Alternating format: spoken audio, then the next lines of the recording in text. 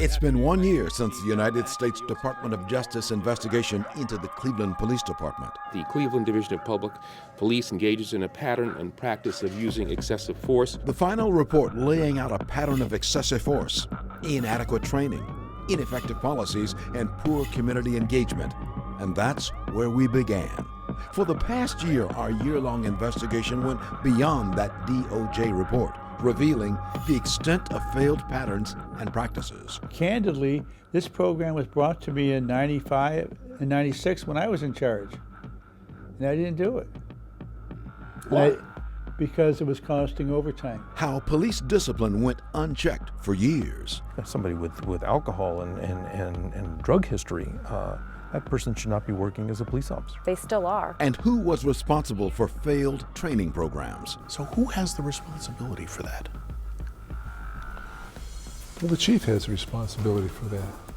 And you accept that? It's an investigation that traveled from New York to Detroit, All I can say is Cleveland, hang in there. Memphis, Tennessee to Durham, North Carolina. They made a real big difference because I was struggling. And before airing, it prompted significant change, including a major overhaul of police training, creation of a Citizens Review Committee, and first ever board to oversee how Cleveland police deal with the mentally ill. We've changed that philosophy from a warrior community to a guardian community. Good evening, everyone. I'm Leon Bibb, along with Danita Harris and Chris Flanagan. 1 year ago this week, the U.S. Department of Justice released its report into the Cleveland Police Department. It found a series of systemic problems that began at the top with the leaders who set policy, then trickled down to the officers on the streets. But before we move forward, we must take a look back. So how did we get to this point? And why did the Department of Justice begin looking at the police department in the first place? We begin with a night in late November 2012 and a police chase that left 2 unarmed people dead in the Cleveland Police Department on the national stage. 62 police vehicles, 137 shots fired into one car. When the frenzy was over, Melissa Williams and Timothy Russell dead. They were unarmed.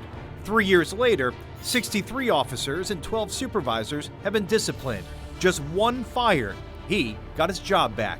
6 officers were indicted, but only 1 has gone to trial. Michael Brelo was found not guilty of voluntary manslaughter and remains on the force. The 13 officers who shot into that car still awaiting discipline. This is the United States of America, is it not? Then there was Tamir Rice. On November 22nd, 2014, just days before the DOJ report was made public, the 12-year-old was shot and killed by Cleveland police. My son was a baby, innocent, too young to even understand what's going on. But it was the death of Tanisha Anderson that almost went unnoticed, and her death, more than the others, may serve to underscore the greatest failings at the highest levels of the Cleveland Police Department. When I lay down at night, that's all I see. That's all I hear. Suffering from mental illness, Tanisha died in the custody of Cleveland police after her family simply called for help. We begin our investigation tonight with the mentally ill and how Cleveland police respond to calls for help. Chief Investigator Ron Regan has been digging for answers to those questions for more than a year since Tanisha Anderson, who was bipolar and schizophrenic, died. And Ron uncovered critical failures in one of Cleveland's major training programs. There's a program here in Cleveland that equips police with crisis intervention skills, but our investigation found it was not being implemented as it should be. And when it fails, it puts both police and the mentally ill at risk. Help for Tanisha. I just want to get help for my daughter. Tanisha Anderson's mother remembers the family's call for help. What type of mental illness does she suffer from? Bipolar schizophrenia. Okay, is she taking her medication? Yes. Okay. Yes, not working. Tanisha was not just my daughter, she was my friend. She was my confidant. She was my world. And it changed my world. Her daughter was bipolar and schizophrenic. Family members described her condition in detail to dispatchers.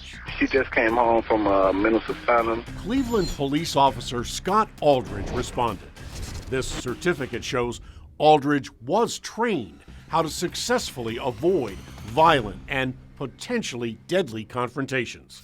Instead, police say Anderson began actively resisting and kicking at officers while handcuffed and being placed in the cruiser's back seat. A medical examiner report found she died from sudden death associated with physical restraint. Do you feel that help was provided in any way? No. No, it was not provided in any way. She did not get the help she needed.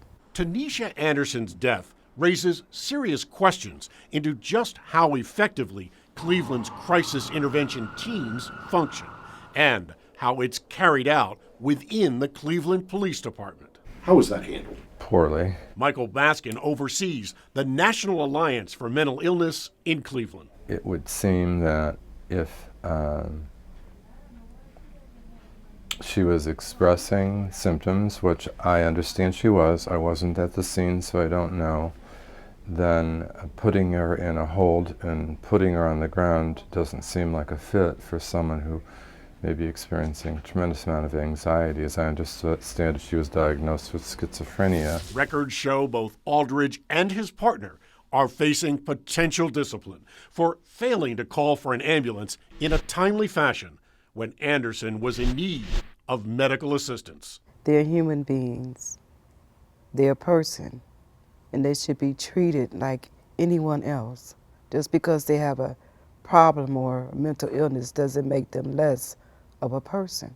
Tammy Mays. Nearly 500 Cleveland police officers have completed crisis training since the program began 10 years ago. A program launched by then police chief Michael McGrath. At the same time, the department was facing cutbacks and layoffs. Today, McGrath is Cleveland's public safety director. When I did become chief of the Division of Police, I revamped the whole training scenario. But our investigation uncovered key failures in Cleveland's program, including failing to even meet with one of Cleveland's leading advocacy groups for the mentally ill. How many times a year does the Cleveland Police Department meet with your group on a regular basis? Well, they don't meet with us, NAMI, at all. How many times would you say you met on a monthly basis with, let's say, Michael Baskin? Oh, gosh. I couldn't say. Every month? Every other month? No, I honestly couldn't say. This Department of Justice report raises serious questions about how well crisis training has been implemented within the department.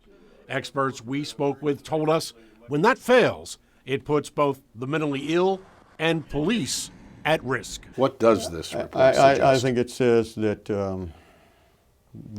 there needs to be more interactive with community engagement, and it needs to be real. Candidly, this program was brought to me in 95 and 96 when I was in charge, and I didn't do it.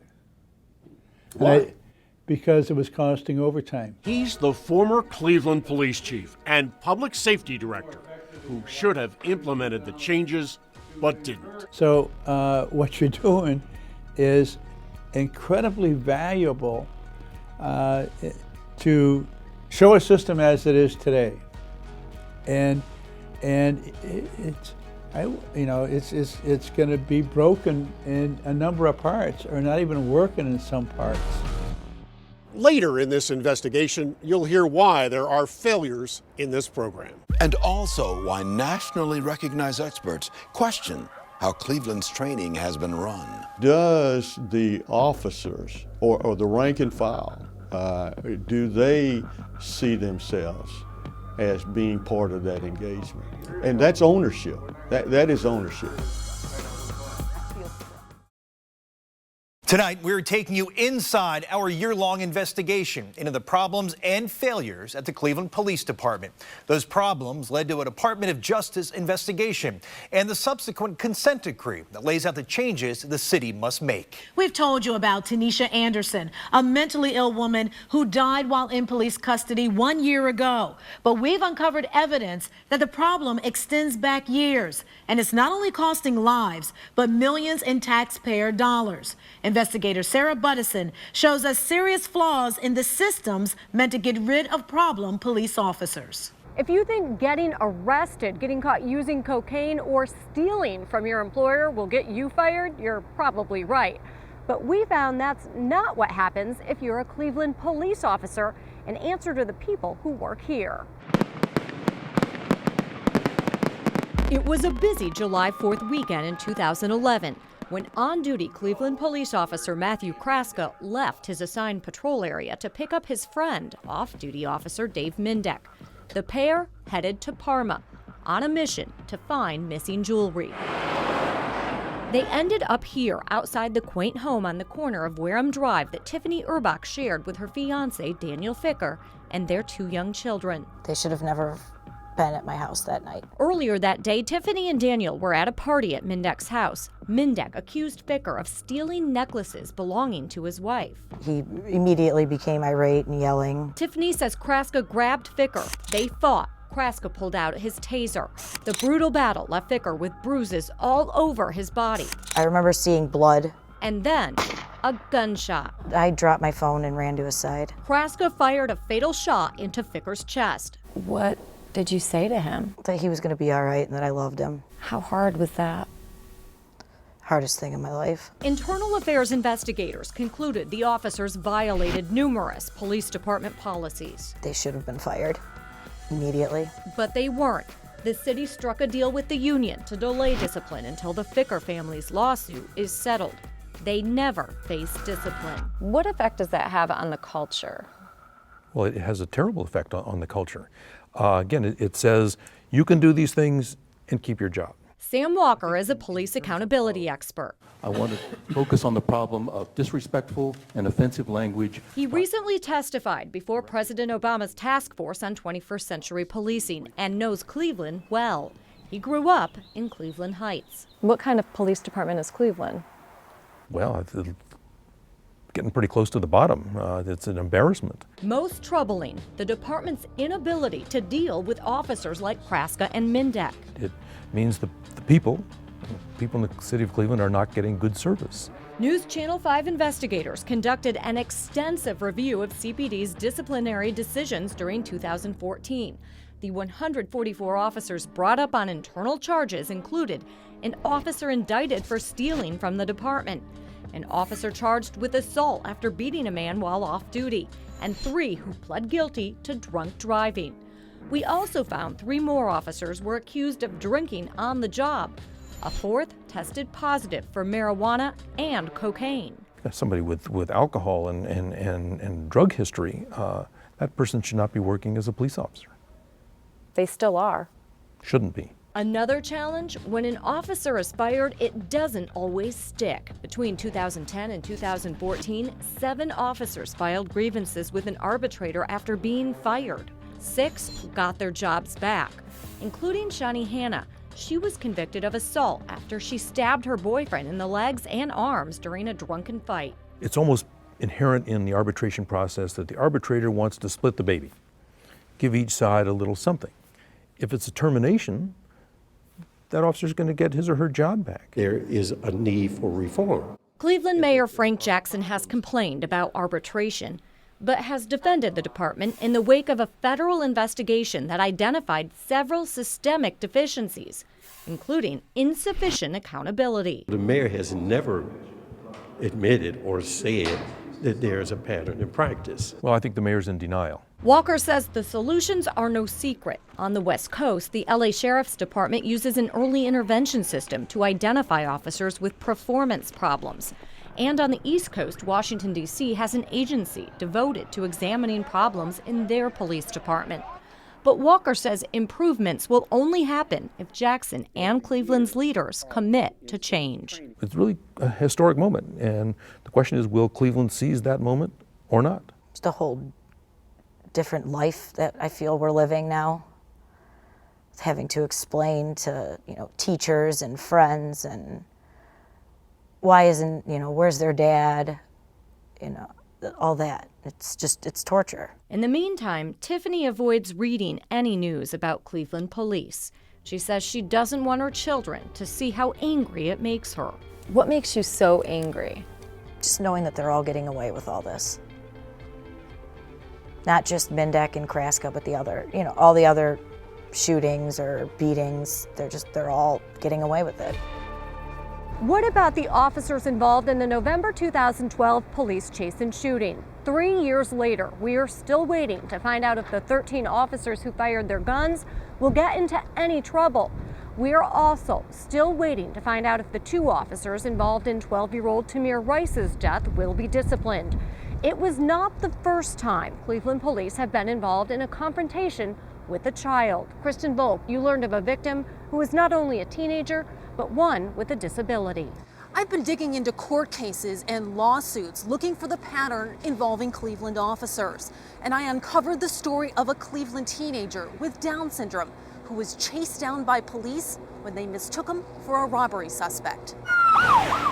911, what is your emergency? I just was robbed. A call for help sent police on the trail. He threatened to kill me. I could probably describe him. It was a white male, about 5'8" at the most. But who did they nab?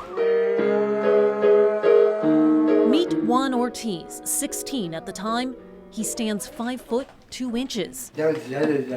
I'll keep it. And he has Down syndrome. Police handcuffed him for robbery. I had to suffer a lot watching that. Very hard for me watching him, looking at me, trying to say something or trying to say help me, and I couldn't even do nothing. Juan's dad, Ramon, hopelessly watched his son get arrested by 2 Cleveland cops, Brian Casimir and Dan Crisson. With his disability, Juan had no idea what was going on. It all went down here, outside of this West Side apartment complex where the Ortiz family used to live. August 16th, 2010. Kept hollering, "You got the wrong one. That's not right. He's not the one." But still happened. Nina Kennedy, the manager of the complex, witnessed the whole thing. It scared me so bad. She says officers Casimir and Crisson pinned Juan to a hot, running car in the heat of the summer for at least a half hour. Then she says the cops yelled at Juan's parents. "If you can't speak English here, take your ass back to where you come from." That's pretty much what they said. But they also used the F word. What they did, it was awful. Juan ended up in the hospital. His injuries, minor, but the emotional trauma, much deeper.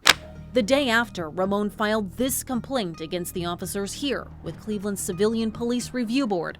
But we found that the system to address citizen complaints like Ramon's lacks transparency and efficiency, and those complaints languish in a maze of bureaucracy and finger-pointing. Please, if they could discipline these officers and stop them from working in the streets,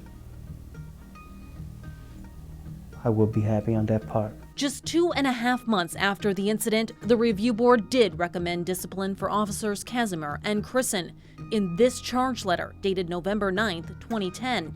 Here, the board called for a simple written reprimand and re-instruction. It stated that the cops handcuffed Juan and yelled to his parents, "You're lucky we didn't shoot him. Shut the F up." That file came to the chief's office for discipline in July of the following year, 2011. Mike McGrath was Cleveland's police chief at the time. He says it took 8 months for him to get that letter, prepared by the board's sister agency, the Office of Professional Standards, or OPS. Why it took that long to come out of the Office of Professional Standards, I don't know. He wouldn't know. We discovered ourselves that the review board operates under a cloud of ambiguity, and so does OPS, which investigates complaints made against police. Damon Scott leads the agency. When anyone looks at this looks like you haven't done much of anything. Look at all these, a whole page worth of blank spaces here. No decision. Well, that is something that my office is addressing. These documents, which list those complaints and the status of the investigation, show the board has only ruled on 46 of 509 cases in the last 2 years. Part of the reason that I was hired was to address some of the cases that were not investigated or that were dormant prior to my tenure. That's what Scott told me a year ago. And 2 months ago, when we tried to ask him about the lack of improvement, he would not sit down with us. Is there anything you would like me to use in the story or say in the story regarding why there doesn't seem to be any progress made here with complaints and the rulings on complaints. And as for the review board, because of the number of cases that the Office of Professional Standards receives each month, we are not able to address each case as it comes in. Thomas Jones, the board's chairman, first claimed he and his 6 colleagues just can't keep up with the workload, then later backtracked. So you have all of these cases, most of these cases in here that you have yet to decide on? I don't know. I have not looked at these cases. Like I said, some of them may have been disposed of at this point, but may not have been posted. Between the review board, OPS, and Cleveland Police, 5 years later, the Ortizes still wait for closure. And this charge letter still goes unanswered. They're not doing nothing. They're not really doing nothing. Ramon tells me the very sight of a police officer still triggers a terrifying flashback in his son. He goes wild. He goes very wild at nighttime. Ramon has flashbacks of his own, visions of the moment when he says the officers held his son down. Even when I was saying to him, he's a Down syndrome, he's a child. He didn't pay attention. He seems to enjoy what he was doing. At the time, the officers didn't know he had Down syndrome. Afterwards, we found out that he had Down syndrome. Did this case slip through the cracks? No, I don't believe so. On behalf of the officers, the city says it has no comment because the case is ongoing. But for the first time, the Cleveland Police Department apologized to Juan and his family. It was a mistake by the Division of Police. Officers Casimir and Kristen are still on the Cleveland police force. The Ortiz family sued them 4 years ago, at the same time that former Chief McGrath tells me he was notified of the review board's decision to discipline the officers. Because the two coincided, any discipline has yet to happen, because when the lawsuit was filed, the city tells me it was their policy to hold off on discipline while all pending civil and criminal matters are settled. There are programs in place to help train officers in handling the mentally ill. But experts we talked to call Cleveland's implementation substandard. Still ahead this hour, we take you to Memphis, Tennessee to learn how a city best known for its blues became the nation's leading center for training police on how to interact with the mentally ill. Plus, what will the changes required to improve our police force cost you? How will it play out on our streets? And when will we see change? Cleveland not the first city to face federal reforms. So coming up, we go to Detroit to learn how that city is changing its force and the cost to taxpayers. Tonight, we're investigating the pattern of problems plaguing Cleveland police and uncovering the solutions that will bring changes for everyone from the command staff to the police on the streets. And that's where we go next. Cleveland is now the 20th city in the country to have its department come under federal scrutiny. Cities like Seattle, New Orleans, and Los Angeles have all gone through the federal consent decree process. But it's Detroit that most closely parallels what Cleveland is likely to experience over the next 5 years. Investigator Joe Paganakis traveled to the Motor City and heard from the men and women on the streets about what to expect. Police officers here in Cleveland need to just look across Lake Erie to the city of Detroit for answers as to what it's like to deal with federal oversight of the department. We traveled to Detroit and found out it's not an easy process, one that's filled with hidden costs, mixed results, and could last up to a decade. It's a familiar scene. The streets look almost the same. How old is she? 7. And if you didn't know, Somebody went out in front of her, so she had to swerve to avoid them. you might think this is Cleveland. Detroit, Michigan, you might say we're cousins. And this Rust Belt family has been through some tough times. Blight, crime, recession, and now a renaissance. And one thing Cleveland can learn from Detroit? They grow up being scared of the police. A city's journey through the winding road of a consent decree. Yeah, everything's good. Yeah. We're not so used to seeing you guys like that. It was like, Right? scared us. In Detroit, that road has been going 12 long years.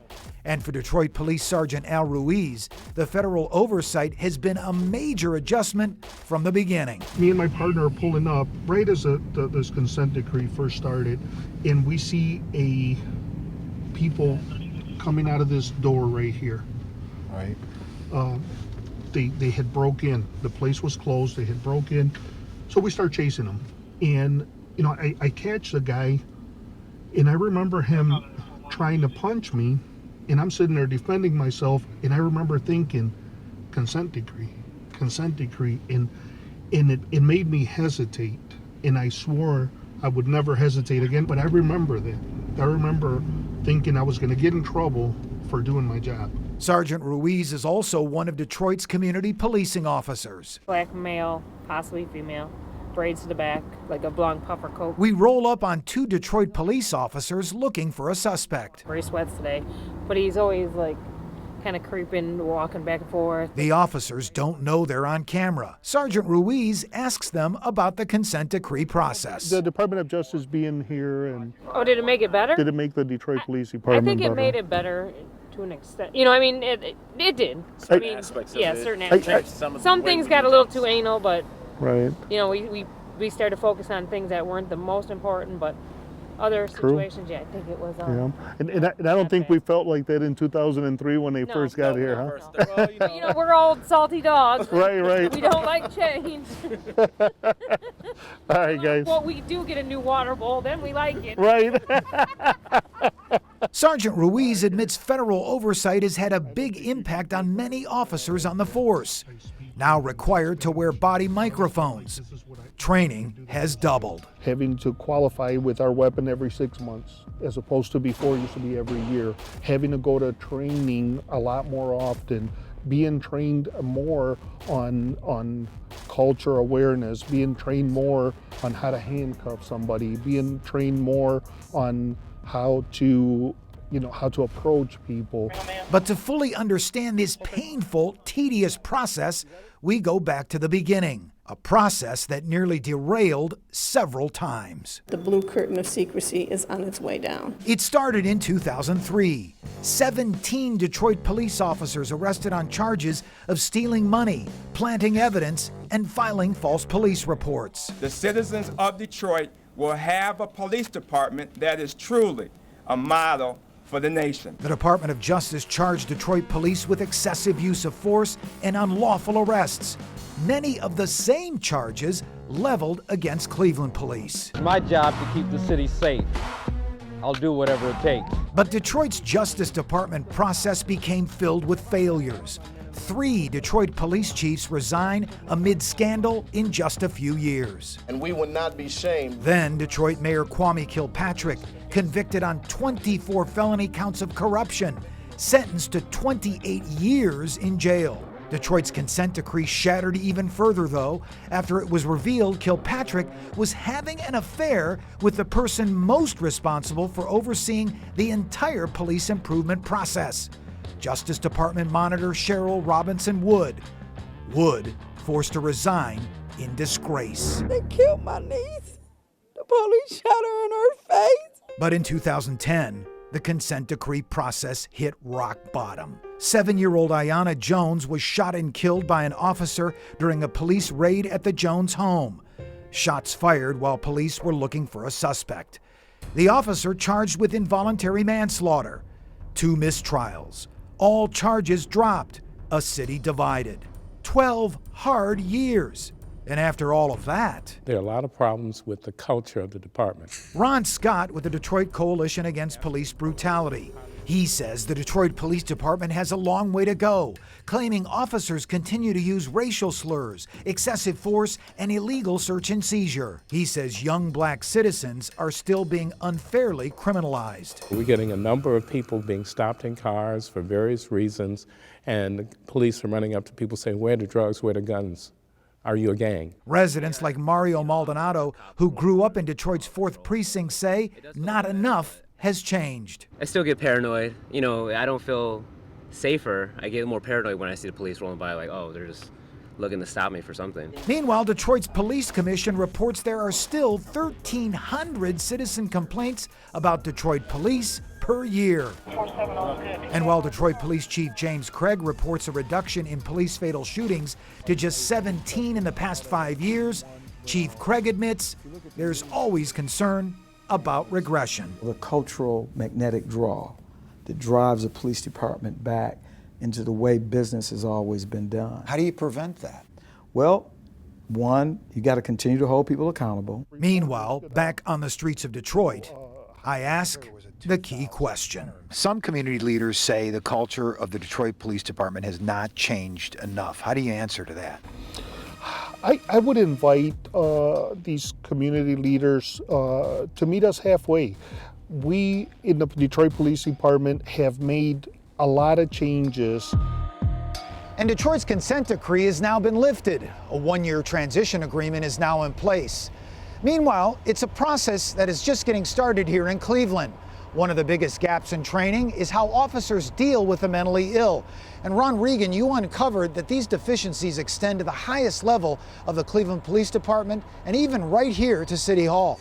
Well, just weeks into our investigation, we spoke with nationally recognized experts on police training based in Memphis, Tennessee, the very same experts Cleveland police are now turning to. It's a city where the blues grew into an icon and a motel balcony that witnessed the assassination of another. But 25 years ago, it also became home to the nation's leading center for police training and the mentally ill. This is Memphis, Tennessee, and what we found here reveals a lot about Cleveland police, excessive force, and an ongoing Department of Justice investigation. We coined a phrase many years ago, CIT is more than just training. Major Sam Cochran is a retired Memphis cop. He helped the department launch CIT, Crisis Intervention Teams, the nation's first program teaching cops how to successfully treat the mentally ill instead of arresting them. We have an individual that has an illness of the brain. I'm afraid some of the attention is get that person off the street and put that person in jail. I knew I had to keep my hands in front of my body and away from my weapon. Training videos are used to teach cops how to de-escalate potentially violent scenes. Why'd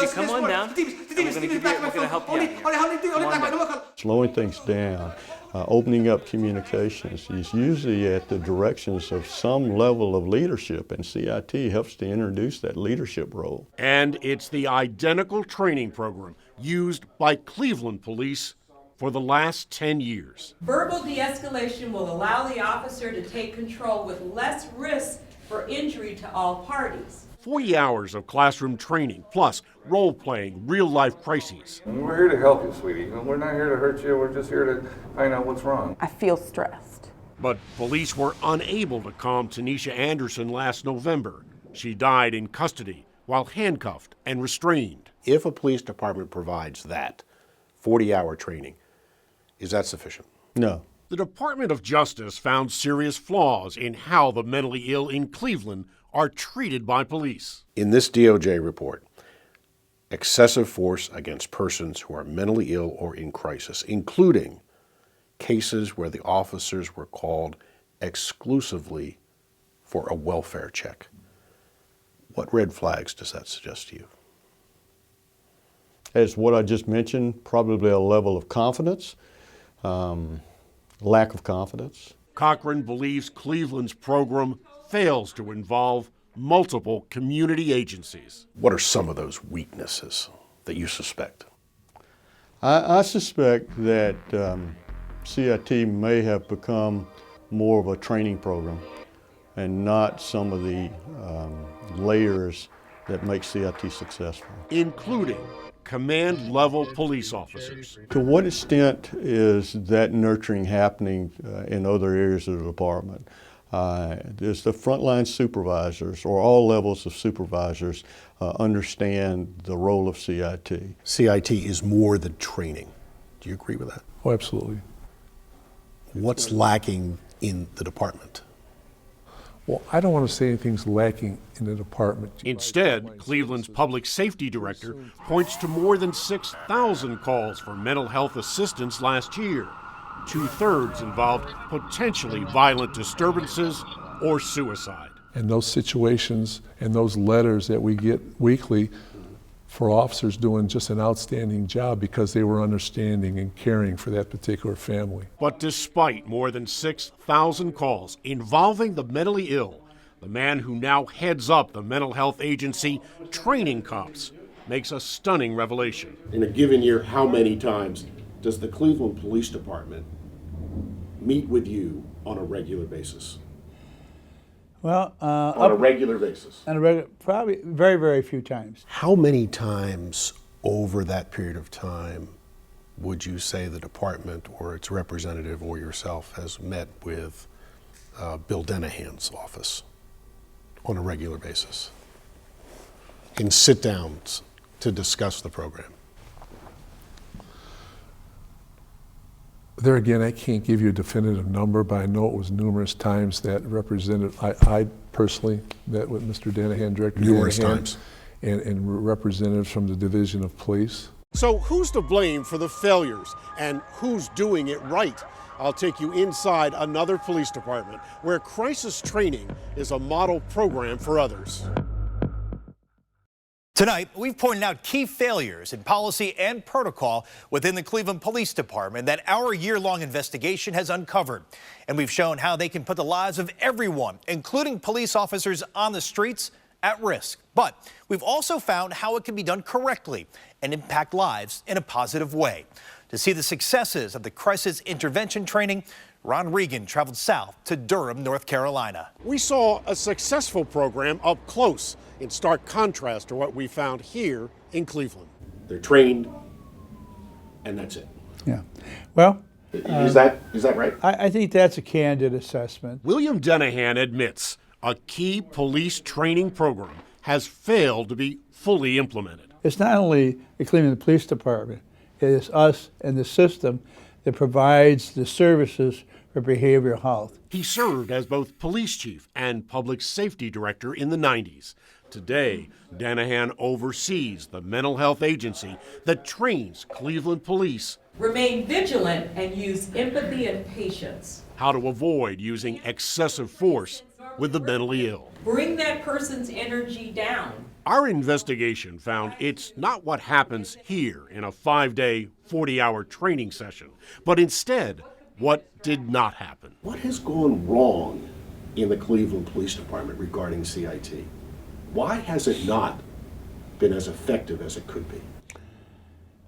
Well, I think when we designed it, we did not have it designed to that level of importance, as command level height. It never reached that level. It never reached that level, and I think that's part of where. Who's responsible for that? Well, I think that's the chief is responsible for everything over there. Oh, I disagree with that. Do you? Oh, yes, sir. Why? Well, number one is when I did become chief of the Division of Police, I revamped the whole training scenario. Cleveland Public Safety Director Michael McGrath launched CIT training in 2004 while chief of police and was responsible for its implementation over the next 10 years. Let me just say this, is that over the years, we've been trying to implement the CIT program to take it to the level where there's other cities.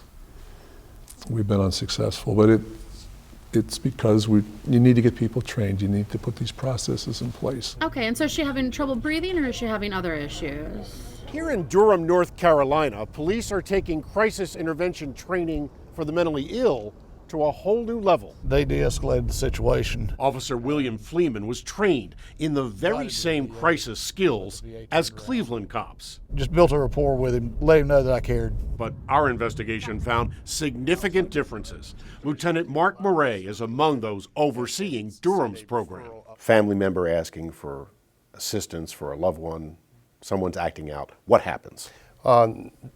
Communications will ask certain questions according to their protocols. Are they CIT trained? Yes, they are. That's not true in Cleveland. Our investigation found only 29 of Cleveland's 80 dispatchers are trained. Why so few dispatchers? Over 10 years.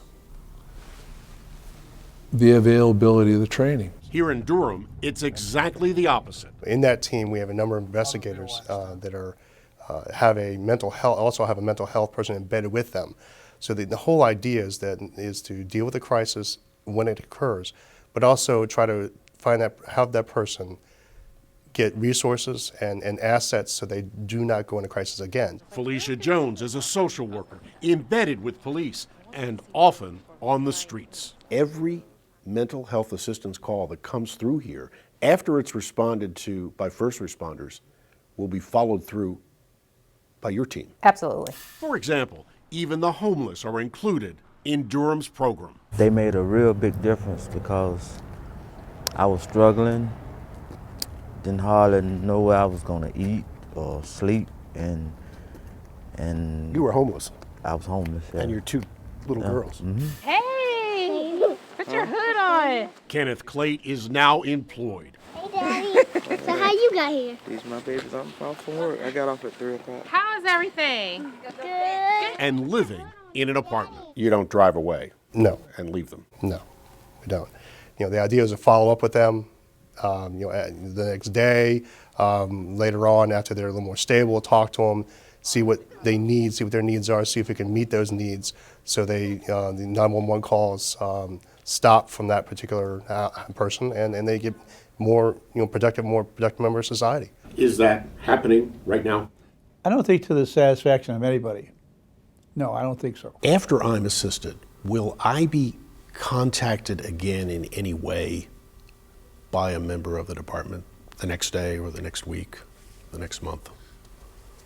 Followed up with consistently? Well, see, that's an issue that we are going to implement in 2014. But it hasn't happened over the last 10 years. Would you agree? I would agree, yeah. Officers didn't follow up on a particular, they make referrals, but they themselves weren't required to follow up on the call, that particular call they may have responded to. What you had said was make a referral. Plus, in Durham, police sit face-to-face every month with roughly 24 community agencies ranging from hospitals to EMS to mental health experts, evaluating how well the program is working. Does anything remotely happen like that here now? No, not today. Why? Well, I don't know the reasons why. What I do know is that we're learning that that is absent. By comparison, the program in Cleveland simply isn't up to the standard it is in other cities, or what the CIT model calls for. So who has the responsibility for that? Well, the chief has a responsibility for that. And you accept that? Oh, absolutely, I accept that. There's no question about it. And if I could have sent 100 officers to each CIT class, I would have. And it's the lack of total community involvement that Cleveland now recognizes and is promising to change. And Cleveland officers who have been trained say they feel the difference. Next, our investigators go out on Cleveland streets with the officers who patrol them and find out how the proper programs are changing lives. We do what we can, and hopefully the system can help them out the rest of the way. As we end tonight, it's important to remember the officers who risk their lives every day and deserve the very best training and total community support that should go with it. So Chief Investigator Ron Regan spent time with officers on the streets to see that training firsthand. For officers who have undergone crisis training, they will tell you how it's helped them make a difference. We're the first step in the process. It's late on a November afternoon. She climbed in her window to get in her car. Cleveland police officer Dan Day knows that at any moment he could be dispatched to a scene calling for skills he learned in crisis intervention training. When you're talking to somebody who's hearing voices or having hallucination, they can't comprehend what you're saying. It takes them a while to process what you're telling them to do. Skills he uses almost every day while patrolling Cleveland streets. You gotta listen to them, listen to what they're telling you, and ask them how you can help them, and make sure that no one gets hurt in the process. Day realized quickly the value of crisis training after seeing up close just how many are in crisis. When I first took it, I was assigned to the downtown car, and we were at the shelters every day. For people not on their meds, needing help, needing taken to the hospital. And I think my partner at the time, I said, we might as well go because we're dealing with them on a daily basis. A lot of people, the medication makes them feel worse, so they won't take it. From those who need medication to an elderly woman refusing to come out of the house so she could be helped. And we ended up talking to her for about 45 minutes, ended up getting a supervisor there, get EMS there, and we were able to take her out and get her to the hospital. And now I do believe she's in an assisted living facility. But he also knows crisis training on the street is just the beginning. We do what we can, and hopefully the system can help them out the rest of the way.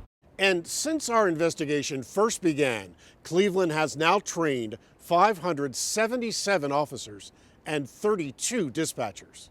It's our hope that tonight's report will prompt constructive and positive change within the Cleveland Police Department. And since we first began questioning our city leaders a year ago, changes are already underway. In May, Cleveland and the Justice Department reached a consent agreement that will oversee changes in the police department. Our goal is to have real reform that will be sustainable.